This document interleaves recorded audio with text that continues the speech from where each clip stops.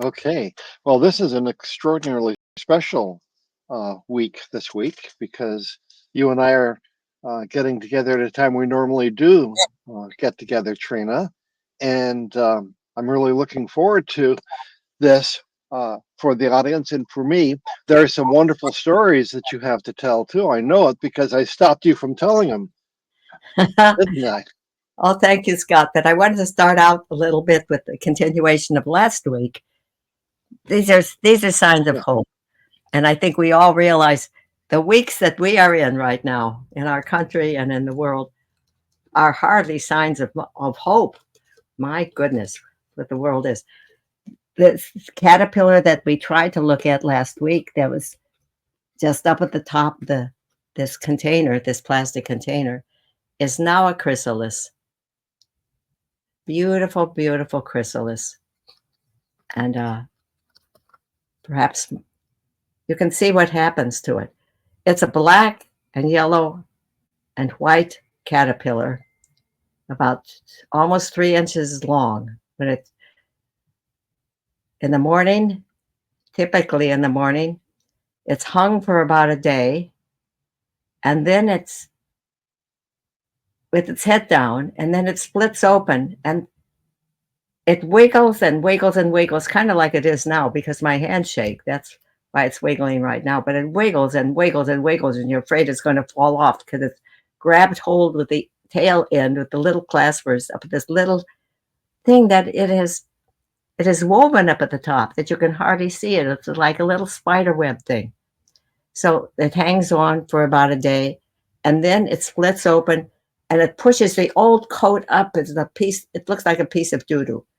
And so and it hangs like this. And I don't know if you can see it. It has gold markings on it, and maybe that's why it's called monarchs.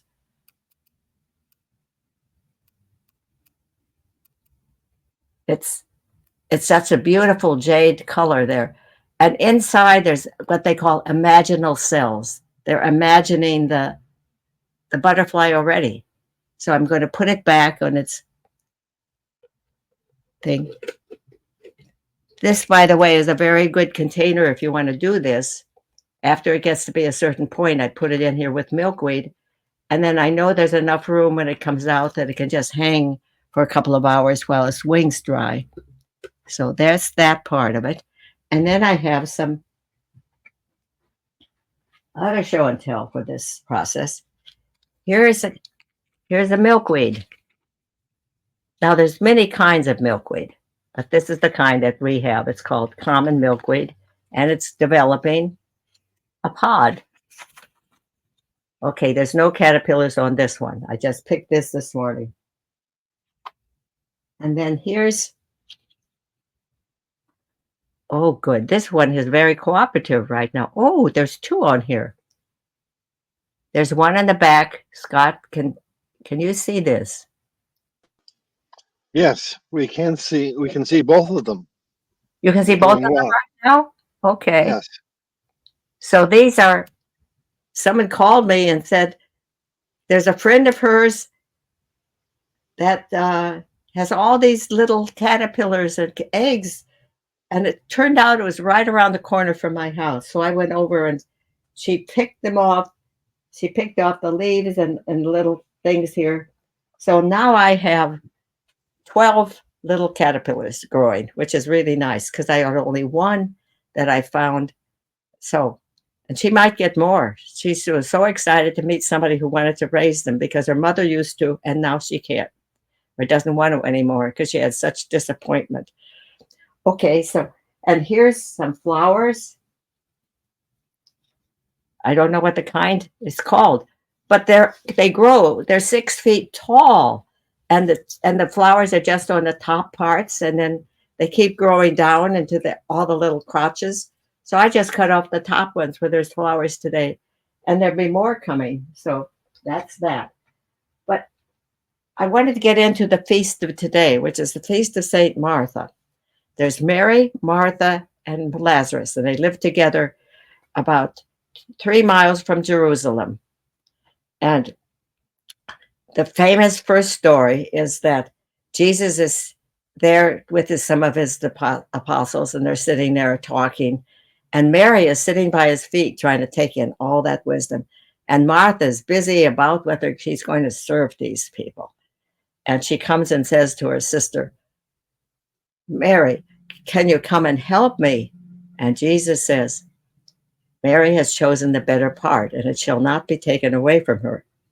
Now, that within our Catholic tradition has always been a, a reason to justify the contemplative orders like the Carmelites and those people who just actually pray.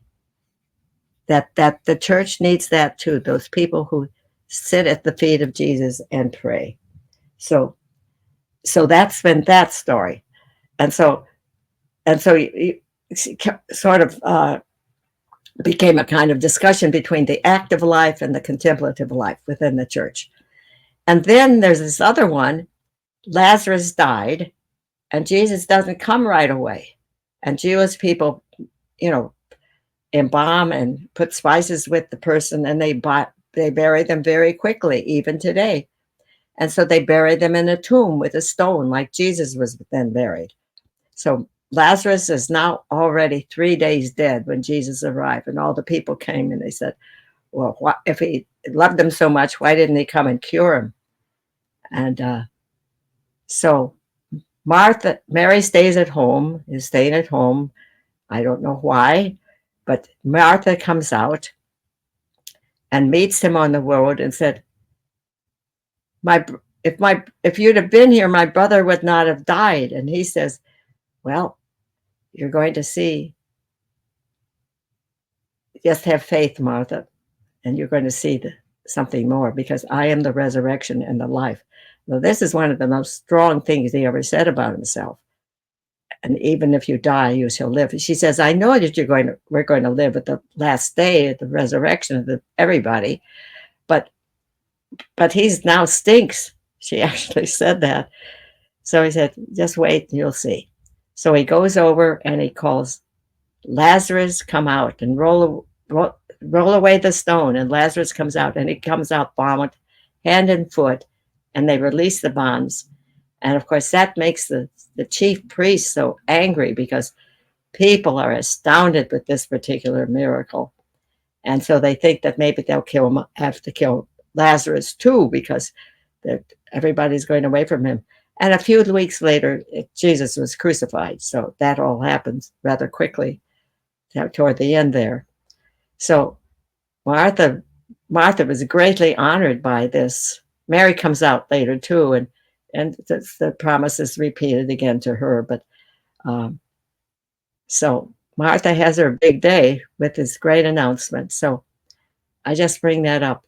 Now, there's another thing we want to talk about a little bit, is the value with the Martha story of manual work. Now, when I left high school, I had 2 college scholarships. And I decided to give them both up to go to this place, this women's cooperative in Southern Ohio. And I was put in the laundry. Now, I had a lot of artistic talent, which people knew, but I was put in the laundry. And then I just loved hanging up sheets and hanging things up on the clotheslines. And we even did it in the wintertime, because when the sun was out, they dried beautifully, even when the snow was on the ground. So then later on, I made this sculpture. It's a woman hanging a sheet. So it's one of my very early sculptures. And so this is in honor of all the Marthas and the Martha work that's done, all the beautiful manual work that's done by so many people. So I think I want to thank you and say that's it for today.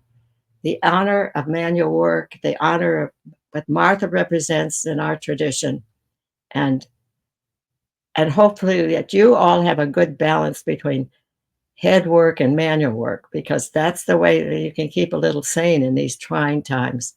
And I thank you for watching, and bye-bye. I love you all. Thank you.